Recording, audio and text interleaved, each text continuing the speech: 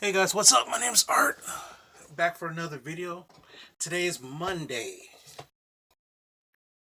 January 20th, okay? Which we celebrate Martin Luther King Jr.'s birthday, okay? Now, this video is not pro-black, it's not pro-white, it's pro-human, all right? Let me get out of the way first. Number one, this is a man that I admired a long time ago. Not because he stood up for what he thought was right. And the funny thing is that at that time, everybody wanted the status. I mean, here's the question: if you don't understand what I'm talking about, read modern history, and you can figure out what I'm talking about. And we're not going to go into that too much. Well, actually, tell you the truth, we should glance over it. It was what they call the era of Jim Crow. Basically, where everybody's separate but equal. Blacks and whites are separate but equals. Separate facilities for blacks, separate facilities for whites.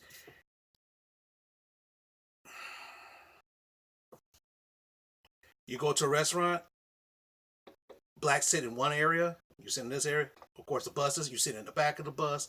Like they said, get to the back of the bus if you're here, that stuff. Okay, that stuff is actually true legit. And the fun thing is my father lived through that stuff. He lived through that. It's kind of funny. My grandfather lived through that as well, and my father lived through that as well.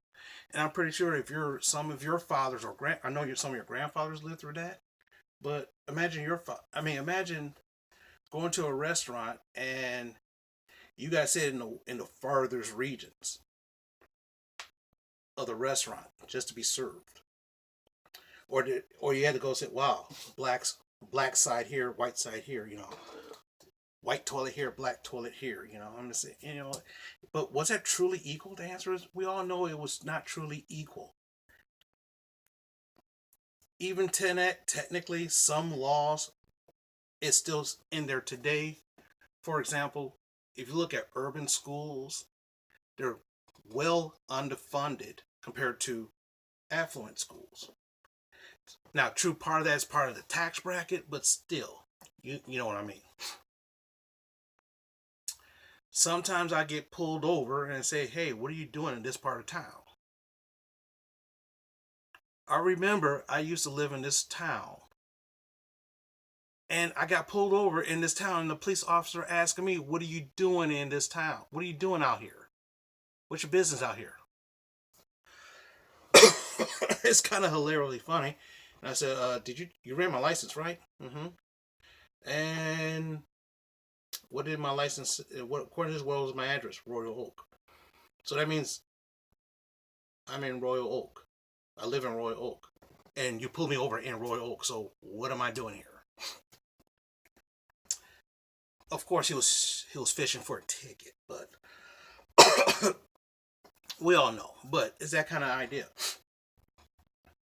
Now, I'm not saying that in this world where everybody throw racism all over the place, and it dilutes it. It fucking dilutes the premise of racism. Even hip hop music itself dilutes it. It dilutes the stigmatism of it as well. So I mean, we have ourselves to blame. But anyway, here's the thing. He fought for what's right. He says, I should stand equal to this guy. I shouldn't have to sit at this side of the bus or this side of the table. For example, there was a story. Don't know if it's a true story, but Vince Lombardi was a great football coach. He brought his team to this restaurant. And what happened was the black players on the team, they were sitting, he says, no. And Vince Lombardi said, no. This is my team, my family, everybody's equal. They sit wherever. Otherwise, we're going somewhere else. Obviously, the restaurant supposedly complied, okay? I mean, here's the funny thing. I remember there was a story. And it was a funny story that my my mother told. She was they was going to a restaurant, and they was meeting. They was waiting for my grandfather to show up at this restaurant because he was taking them home to dinner. And all these other people was getting, and of course, think about it. That's what we look like. So what happened? They were sitting all these other people before them, and they were white. So when my grandmother went to call my grandfather and say, "Hey, where are you?" What happened was the owner of the restaurant looked and saw her calling on the phone, and he said, "Oh shit, oh fucking hell, oh hell no." All of a sudden, as soon as she got off the phone, she was calling my grandfather, and the guys, "We're gonna sit you at this table right here and everything." And it got, I was like, damn. And she was like, and she couldn't figure out what was going on, and then she realized, oh, they thought I was calling the press or some shit like that. Oh my god! And when I hear this story, I just died laughing because and the funny thing is, I could see that happening. I literally could see that happening. And I was like, man, that's kind of fucked up, right? But anyway, the man stood up for what he believed in. In terms of all that civil disobedience, the country realized that, hey, we fucked up.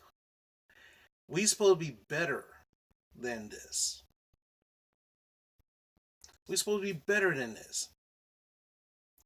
So they repealed the Jim Crow laws, which he wanted, and we was going on that step to equality.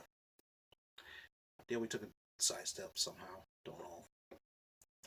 Way before I grew up, we took a sidestep. We started declining when I was growing up, so who knows? But the thing is that everybody said, "Oh yeah, the FBI was investigating him. He was cheating on his wife." Yeah, guess what? He was a man. Oh, but guess what? But it's kind of hilarious how back then President Kennedy was cheating on his wife at the same time, but you wasn't trying to take him down. There's this guy right here who's trying to do something better for everybody, and you're trying to take him down. And the funny thing is that I remember in Michigan, where I live, it was a holiday.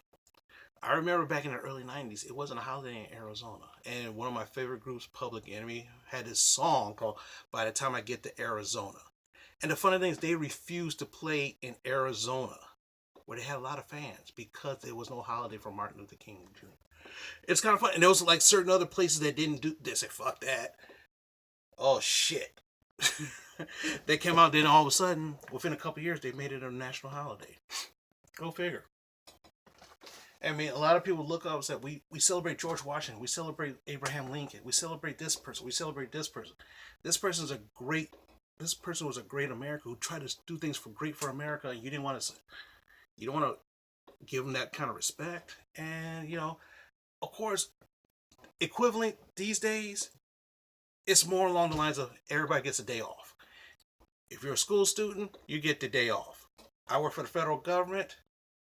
My job, we do work for the federal government, so we get the day off. Banks are closed, post offices are closed, and everything else. So to me, this is a day off. But then again, also, I try to show people that, hey, I grew up in a very poor neighborhood, somewhat poor neighborhood. It was lower middle class. It was like low class, low middle class, that kind of area.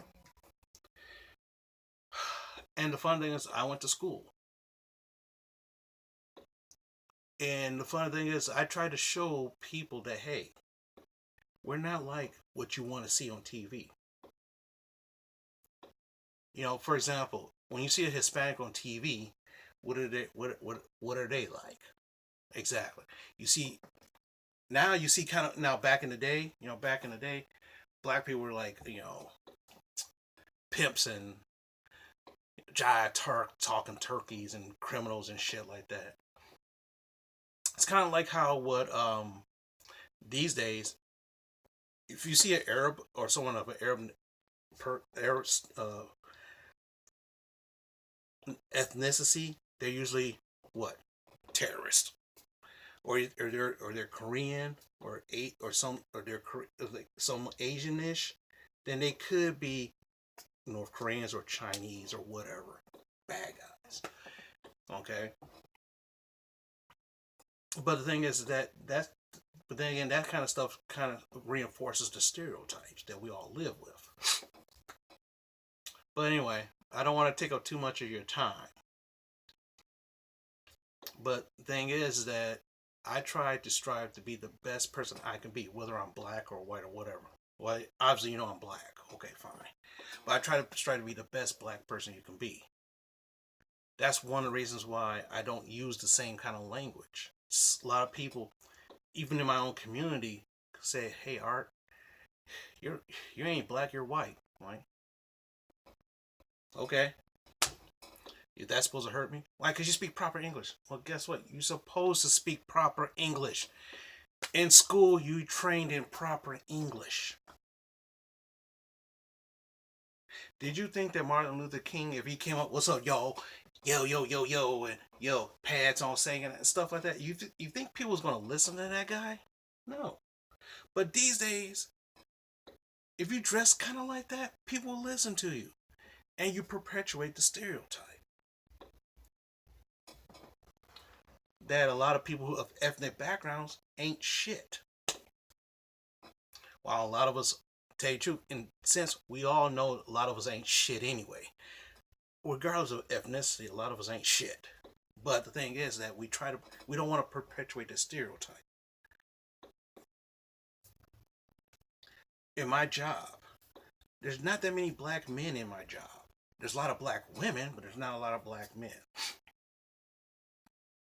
And the funny thing is, they all expect all the black men to act very vanilla.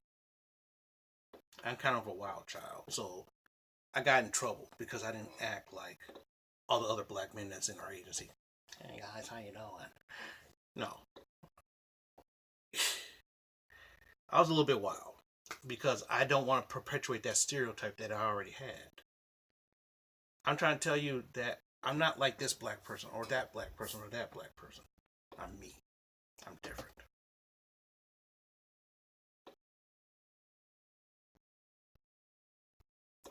If you even look at even most of my videos, you'll notice I speak proper English. I might use some slang here and there, but I use pretty much proper diction. Maybe that's why I don't have a lot of subscribers. Maybe I should start acting more ghetto. But then again, I don't want to go that route. To me, that's goes against what Martin Luther King wanted. So, regardless of what ethnicity you are, try to be the best person you can be.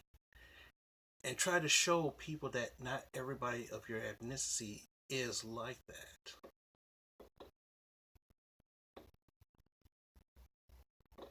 If that's what you want to do, then go ahead and do it. And the funny thing is that I'll give you a quick story.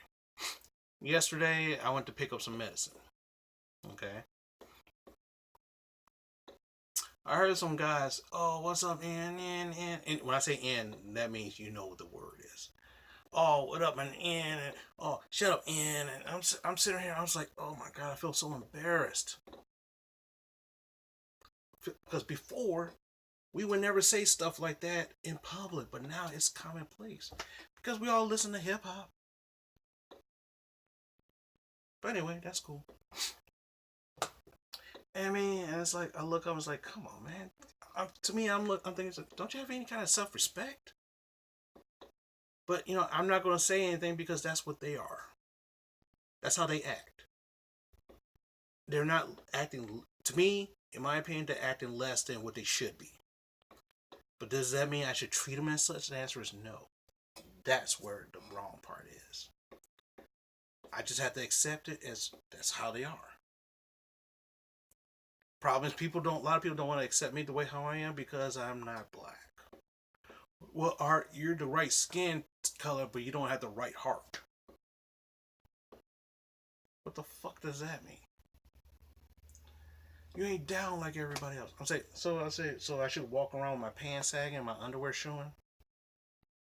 Should I start speaking more Ebonics? Would that make you feel better? Well, yeah, and I said, and that's where you want to talk about MLK all day, but the funny is that's not what MLK is all about. MLK is about rising above that level, rising above what people expect you to be, treating your fellow man as like you treat yourself. Okay, so I went 10 minutes over than I really wanted to. So, but anyway, that's all I got to say on this matter because I could probably talk forever on it and my voice is getting dry. So with that, I'm going to enjoy the rest of my day and hopefully I'll talk to you guys later. If you like the kind of content, give me a thumbs up. If you don't like this video, give me a thumbs down. If you would like to leave a comment, leave a comment. Subscribe to my channel. I do wacky shit like this all day. Well, not wacky shit like this, but this is more serious stuff. You know, take a look at some of my other 300 videos before I start deleting some of the older ones. Okay, whatever. You know, comment, subscribe. You know, share this video if you like. But then again, you know, doesn't matter. I don't care about hate comments. No big deal. I know how I am and I know how I feel. I'm proud of myself. So you can't take away that from me. And with that, talk to you guys later.